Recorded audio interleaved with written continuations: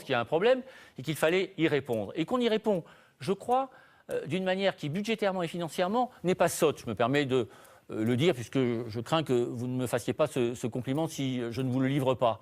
Elle n'est pas sotte, pourquoi? Parce que ça va rentrer en fonction dès 2013, mais ça ne coûtera qu'en 2014, parce que 2013, c'est dur. Vous savez, on lève déjà près de 20 milliards d'euros d'impôts en 2013. Alors ça ne vous fait pas peur, parce que vous, dans votre projet de budget, vous proposez d'enlever 132 milliards d'euros.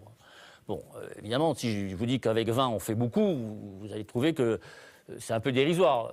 M. Mélenchon, il propose de lever 132 milliards d'euros d'impôts d'un coup d'un seul. C'est quand même beaucoup. Hein, mais enfin, oui, allez sur le site du parti de gauche et vous pourrez sortir ce contre-budget et le regarder vous-même, chacun. Oui. D'ailleurs, vous confirmez les 132 milliards. Oui, voilà. bien sûr. Bon. Moi, j'estime que ça fait beaucoup, qu'on ne peut pas faire davantage, parce qu'il faut savoir jusqu'où on peut demander quand même aux Français de contribuer. C'est difficile. Hein.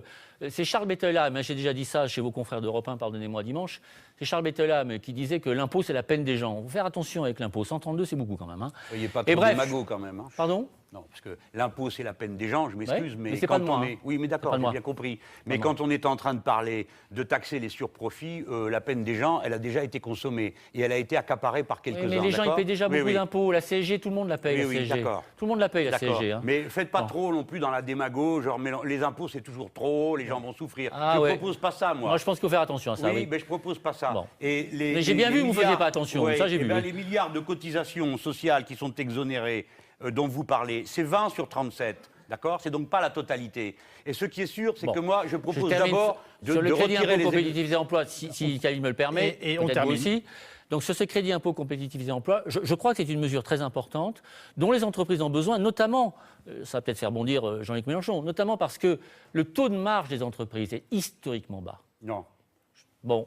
Je pense qu'il est historiquement bas. Jean-Luc Mélenchon ne semble pas d'accord. Oui, parce il est historiquement bas. Les gens ne savent pas ce qu'est le taux de marge. C'est-à-dire, c'est ce qui reste une fois que les dividendes ont été versés. Et moi, ce que je vais vous dire, c'est que dans ce pays, le problème, c'est pas le coût du travail, c'est le coût du capital. Ils en prennent de plus en plus. La part qu'ils se prennent sur la valeur et la richesse produite est de plus en plus large. Monsieur, la part des dividendes dans la richesse de la France... Écoutez-moi, Jérôme Cahuzac, et vous direz si je mens. La part des dividendes dans la richesse du produit est passée de la richesse du pays est passée de 3% à 9%. Mais pourquoi? Ça veut dire qu'elle a triplé. Pourquoi? Parce que ces gens en ont pris tant qu'ils pouvaient, parce qu'on leur a permis de prendre tout ce qu'ils pouvaient. Vous permettez? Si vous voulez défendre le capital, je vous en prie. Je suis désolé. Je ne le défends pas davantage que vous ne l'accusez ou le condamnez à mort. Oui, moi je l'accuse. Bon, accusez-le si vous voulez, vous aimez bien ça. Le capital. Bon, écoutez, moi j'accuse personne. Et j'essaie de vous dire pourquoi. Écoutez, laissez-moi jusqu'au bout de tenter de ne pas vous accuser, vous. Vous pensez que tout ça est une erreur de gestion? Non, monsieur, ça s'appelle la lutte de classe. Vous m'autoriserez à être respectueux de mes camarades qui me suivent à l'antenne. Jean-Luc Mélenchon, vous m'autoriserez à être respectueux de mes camarades qui nous attendent. Et je laisse Jérôme Cahuzac terminer sur ce qu'il était en train de dire. C'est la dernière intervention de l'émission. Merci. Si le taux de marge est effectivement historiquement bas, et ce que vous indiquez sur les produits du dividende, sur les dividendes qui ont effectivement triplé dans la part, vous avez raison sur le constat. Mais pourquoi a-t-elle triplé cette part?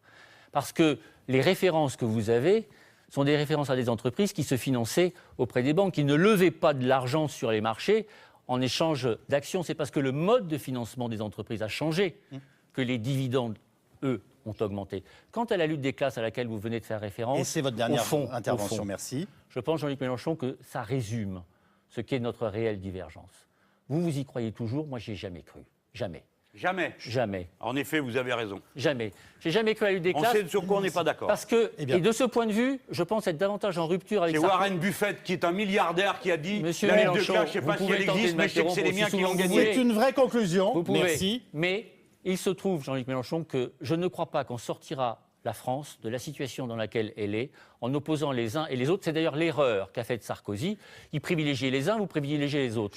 Vous, comme lui, au fond, vous pensez qu'on peut s'en sortir en opposant les uns aux autres. Sur ce sujet-là, vous croyez ce que vous êtes en train de dire? Je suis en total désaccord avec vous. Et puis il y a une deuxième chose que je vais vous dire, parce que c'est vraiment le sentiment profond que j'ai après vous avoir écouté, non pas pendant 1h15 ou 1h20, car j'ai dû prendre ma part de parole, mais au moins pendant la moitié du temps, Jean-Luc Mélenchon. C'est qu'au fond de vous-même, vous souhaitez l'échec de ce gouvernement de gauche. Et ça, je trouve ça très triste. Merci. Ça, c'est une pure accusation sans fondement. Mais la différence qu'il y a, M. Cahuzac, c'est que maintenant, si vous échouez, et vous allez échouer, et on ne reproche pas l'incendie aux pompiers. Vous le souhaitez. D'accord, on ne reproche pas l'incendie aux pompiers.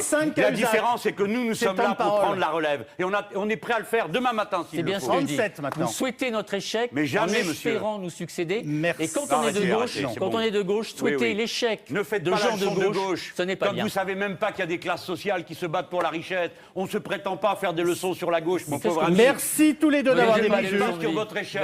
Vous allez à l'échec parce que tout le monde le sait. Vous le savez vous aussi. Gauche contre gauche. Vous avez déjà échoué en Grèce, en Espagne, au Portugal et en Italie. Vous l'avez déjà dit 2 fois. Partout.